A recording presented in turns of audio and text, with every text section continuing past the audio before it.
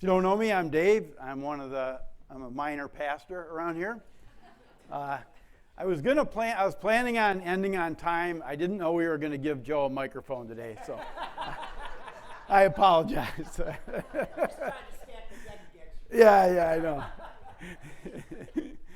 So we've been going through this rather long series on the Gospel of John, going through several chapters. And if you've missed any of them, they're all online now. For a while we were missing week 1, but we even got week 1 back on there. So it was done with a cell phone, but it's still not bad. It still works. So so you can check those out online. So to help get us started with what we're going to talk about today, let me ask you a question. What's your most disappointing destination? You know, you went somewhere and it was a real...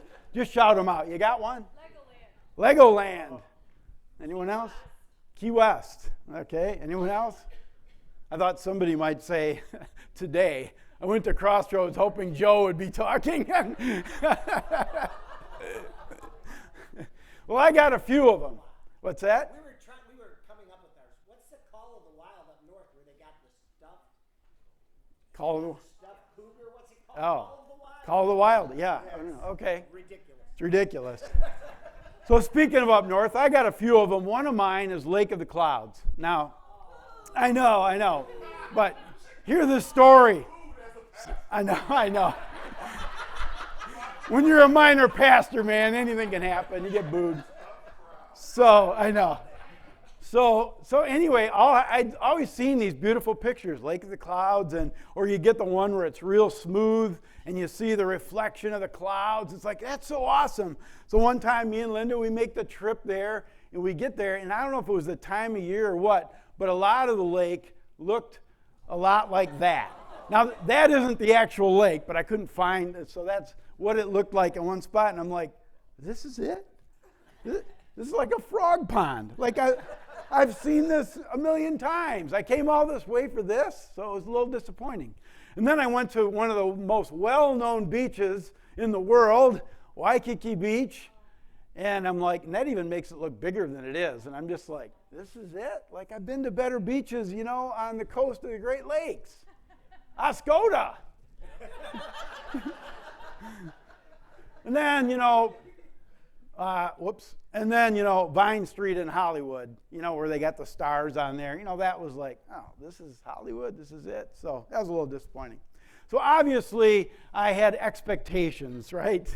And yeah, they were way too high, and I got disappointed. And that can happen, can it, sometimes in life?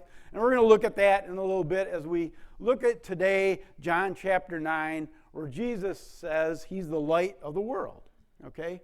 And it's important we get a little context or setting for this. So we've been looking through starting like in John chapter 7 and then through past chapter 9. It all revolves around the setting as Jesus at the temple during this feast.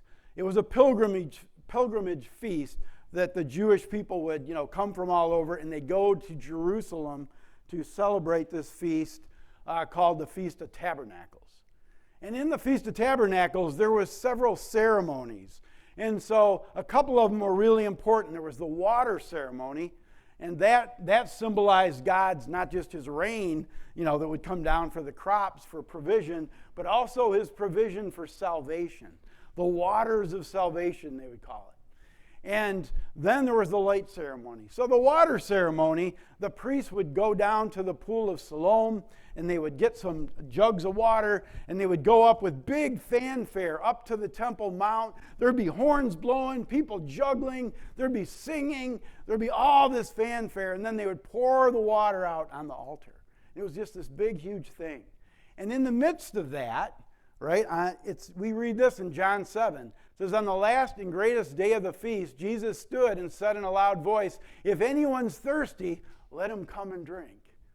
So you can imagine in that setting, that's why people wanted to kill him after he said that. Because he was saying, I'm the one who gives you the water of salvation. And then John gives us a story right after that, which Joe went over last week. The woman caught in adultery, a.k.a. the people caught in hypocrisy, as Joe renamed it. But in that story, we see this woman who isn't condemned by Jesus, the water of salvation. And so then we have the light ceremony. In the light ceremony, scholars say they built in the court of the women at the temple, they built these big, huge candelabras like 75 feet high. And they'd climb up there and they'd put oil in that and they'd light them. And at night it would just light up, they didn't have electric lights, so it would light up the whole city. And in that setting, again, Jesus spoke again to the people and said, I'm the light of the world. Whoever follows me will never walk in darkness, but will have the light of life. So again, wow, he's making this statement saying, and that light represented God's presence, what they call the Shekinah glory, God himself, his presence. So that's basically what Jesus is saying in this setting. Again, the religious leaders were very unhappy with him. But then John gives us another story to kind of give us a concrete example of what's it like when someone encounters the light of the world. And it's about a man who's born blind. And so we're going to talk about that story. I want to do something a little different than just read it. I want to kind of, act it out, but it will be hopefully word for word from the New Testament. Don't follow along just in case.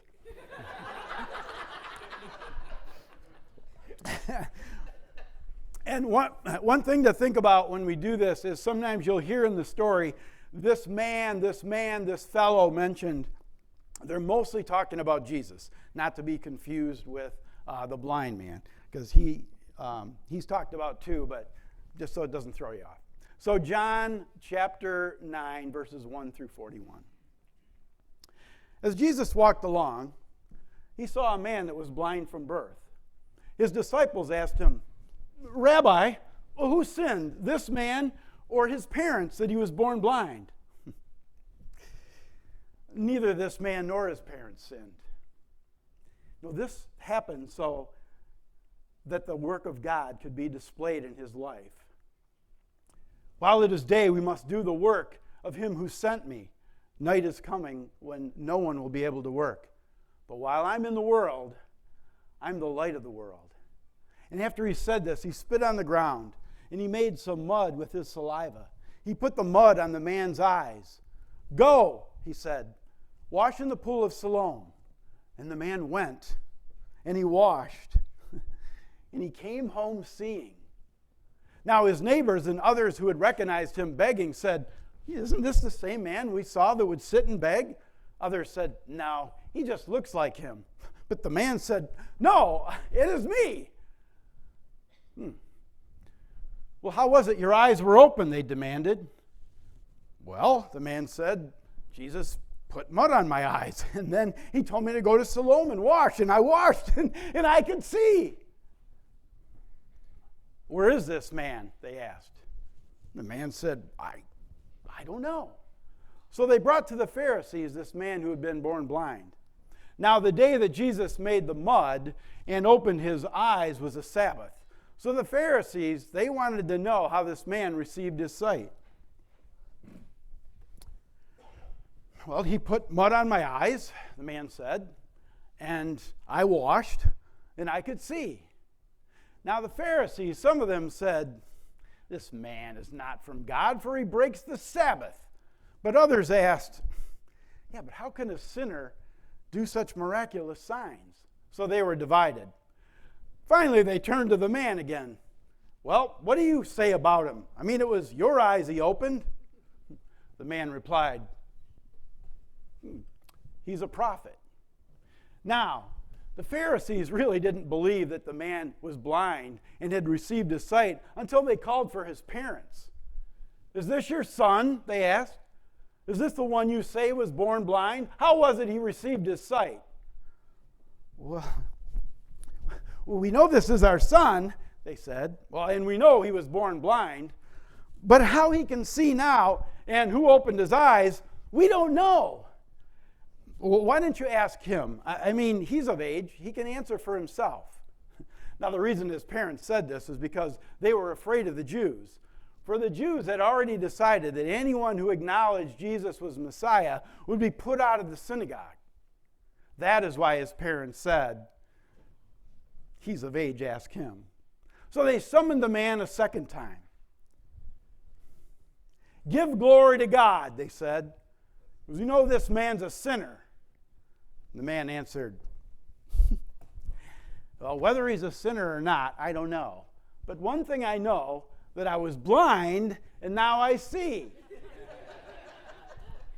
So they asked him again, well, what is it he did to you? I mean, how was it you could see?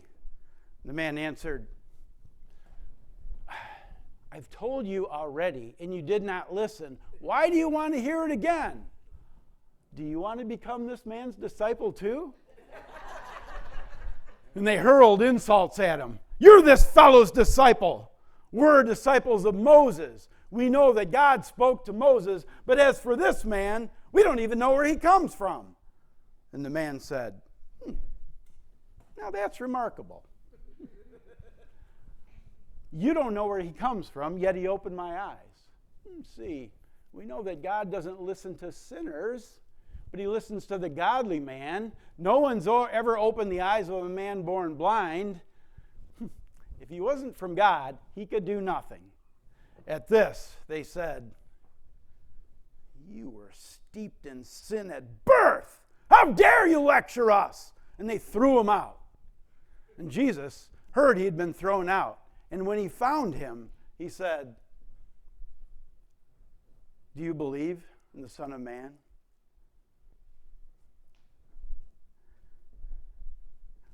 Who is he, sir? The man asked, that I might believe in him. And Jesus said, you have seen him, and he's the one speaking to you. And the man answered, Lord, I believe in you. And he worshiped him. And Jesus said, for judgment I've come into the world, so that those who are blind will receive their sight, but those who see will become blind. Now some of the Pharisees who were with him heard him say this. They asked, what? Are we blind too? And Jesus answered, if you were blind, you would not be guilty of sin. But because you claim to see, your guilt remains. The word of the Lord. Thanks be to God.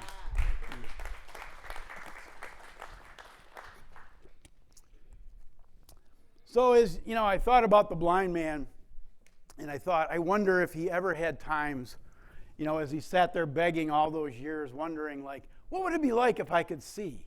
And maybe he daydreamed about it. What that day might be like. And it probably was nothing like the stuff he went through when it really happened. Maybe a little disappointed.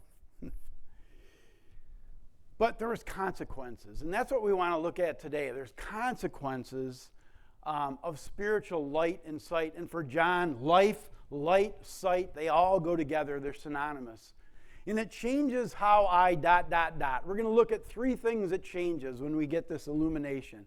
So first, it changes how I see Jesus. It changes how I see Jesus. The blind man kind of had this evolution when you look at the story of how he saw Jesus. So when we go back through the story, first he said, well, he was a man called Jesus. And then you see he says, he's a prophet. And then he says, well, I don't know, is he a sinner or not? I don't even know. And then he says, I think this man must be from God. And then he has this encounter again with Jesus. And then when Jesus asked him and he says, Sir, who is he that I might believe? That word sir in the Greek, kurios, is Lord. Small l, Lord, you could say. And then when Jesus tells him who he is, he says, Lord. All capital letters. Same word, kurios, Lord. As one scholar says, his faith quickly connects with the true identity of who Jesus is. He's the Lord, and he rightly ought to be worshipped. And then he finally got a full vision of who Jesus is. But that vision probably kept going, just like it does for us. Remember, this is a story about everybody and what it's like in our journey to needing spiritual sight. And that keeps going. I still keep seeing Jesus over and over and getting a sharper picture. But we got to see him first off as Lord. And you know what happens, because when you think about it, when he stood there and said, I'm the light of the world, he's saying I'm God. Who says that? As C.S. Lewis says, you know, he's either a liar, he's a lunatic, or he's Lord. He's Lord of all creation. That's who he's got to be. But sometimes I want to make him, you know, they have the bobblehead Jesuses. You know, I kind of want a Jesus I can make up on my own and keep in my pocket somewhere. I want him to fit my own agenda and just form and shape him. I remember when I was, you know, like 46 years ago when a guy was sharing the gospel with me, and I started to think about it. Back then, you know, we called them Jesus freaks, and they're sharing the gospel with me, and I'm thinking about this. Maybe I need this Jesus in my life. And I'd known who he, you know, I'd heard about Jesus, obviously, went to Catholic school growing up, but I never had a relationship with him. And as I was telling this other guy at work, yeah, I'm thinking about this, he's like, oh man, you're going to be a Jesus freak? No way. And I'm like, no, I'm not going to be one of those fanatics. I'm going to still do whatever I want. I'm going to live my life my way. Nothing will change except for, you know, I'll have my bobblehead Jesus. I wanted to domesticate Jesus and make him fit my agenda. One writer has a great quote. He says, once you domesticate Jesus, he isn't there anymore. The domestic Jesus may be an interesting fellow, a good friend, a loyal companion, a helpful business associate, a guarantor of the justice of your wars, but one thing he's certainly not, the Jesus of the New Testament. Once Jesus comforts your agenda, he's not Jesus anymore. And one of the things I had to learn in that time was to see Jesus in a different light, which I eventually did. So we see Jesus differently. And the second thing that happens that changes when I have that spiritual illumination is I see myself and others differently. And there was an interesting study done back in the 1950s of a man who was blind. He was blind at 10 months old. And at the age of 53, he got an operation that gave him sight. And so psychologists and people really wanted to study this and see what it was like for him to receive his sight. Because normally we'd think, you know, that's all a good thing. And as they did the operation and they studied this guy, they found like it really wasn't, he really had a hard time adjusting. I mean, he got very depressed and really actually sometimes he probably wondered if he should have stayed blind. And his wife would correspond to these doctors. They called him Mr. SB or Mr. B. And at one of these letters, his wife says this. She says, it seems to me our world is not grand as we thought. And Mr. B did not know the way people acted until he got his sight. Isn't that interesting? So when we get our spiritual sight, we all have one vision. We all see this. Clint Eastwood. We see il bueno, il brutto, il cavito, my bad Italian that says the good, the bad, and the ugly. Right? Because that's what happens when God opens our eyes and we see things. It's good, but there's the bad and there's the ugly that go with it. Joe put up this quote last week by this anonymous person, in the sunshine of God's love, we see our shadow. Yeah. And I remember when I finally did, you know, see Jesus for who he was, and I gave my life to Christ, and he started to change things on my life. That was really good, but also other things started to be revealed. Like one of the first things I did as a new Christian is I stole a pair of gloves.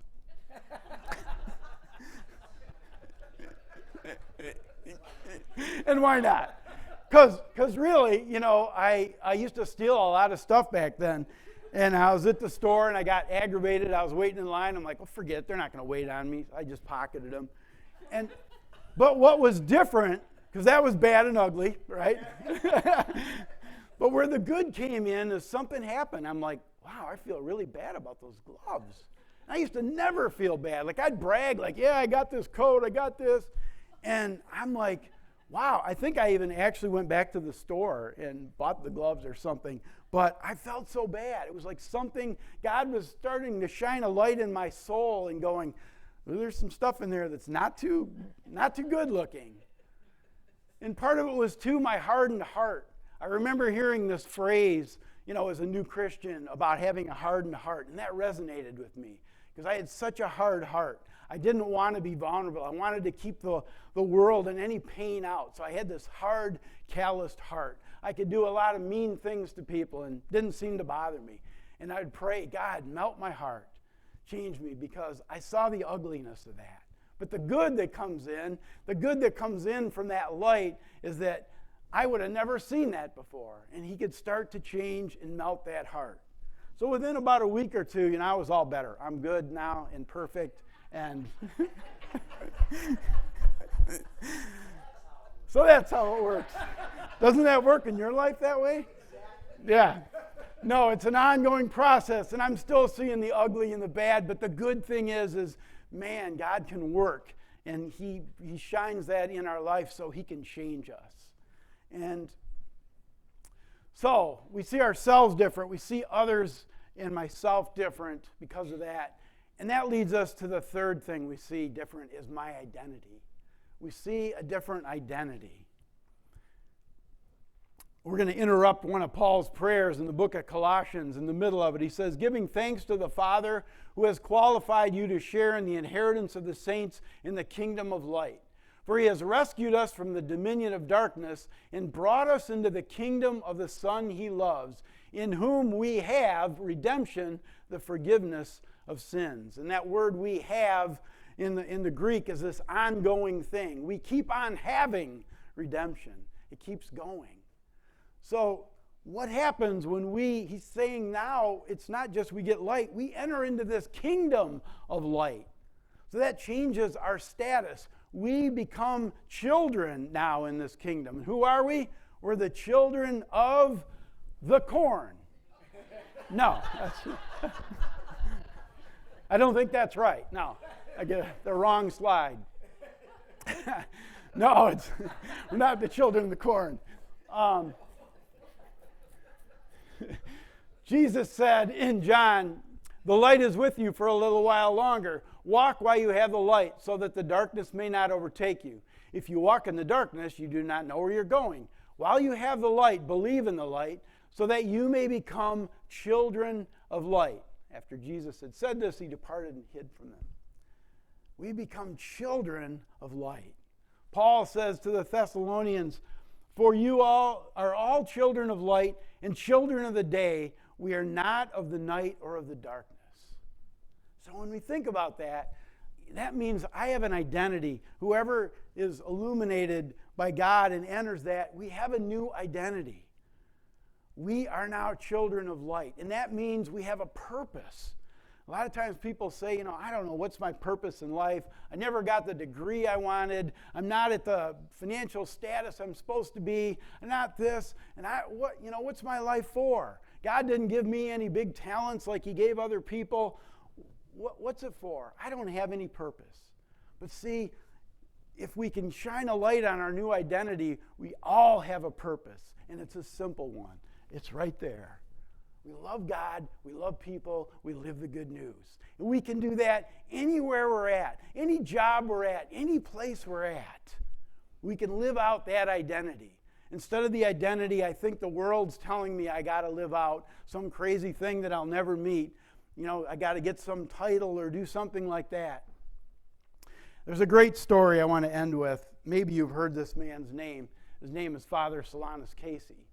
And people called him the doorkeeper. And Father Solanus was born in the 1800s, the son of an Irish farmer. And he was a believer, and he was a child of light, and he loved God. And one day he saw something happen that was really bad and ugly. And he's like, I want to do something. I want to devote my life to making this stuff better. Because that's one of the good things about our identity. Jesus said, you're the light of the world now. We can go and make some of the ugly not so ugly and bad. and be part of the process of that. And that's what he wanted to do. And so he started to go through the process of becoming a Catholic priest, which is a very, big process. A lot of education involved. And for him, in that time, it was all in German, and he was Irish. So he really struggled to get through his classes. And one day, one of his mentors said, dude, he probably didn't say dude, but it's like, dude, you're not going to make it. This isn't for you. You need to join like a religious order. So he joined the Capuchins. But the unfortunate thing there to go to priesthood, they also had classes in German. So he still struggled. But he got all the way to this place of kind of almost priest. Okay, they gave him the title of priest, but because of his academics and that, they couldn't give him the full title. So there's a fancy title for it, but another way was to call it a simple priest. Not quite there. And when I think about that, they're kind of like a minor pastor. Not quite there. But he was a simple priest. That meant he couldn't hear confessions and he couldn't preach a dogmatic sermon. And so the job they gave the simple priest was, well, you can be a doorkeeper. I'm like, what does that entail? When someone comes to the door, you answer it. Or the phone rings, you answer it. And he could have been really bitter and gone, really? I've devoted my life to this, and I'm almost pastor, almost priest. That's it. He could have been and now I'm a doorkeeper? What? There's no purpose in that. There's no good title in that. But he didn't do that. He's like, you know what?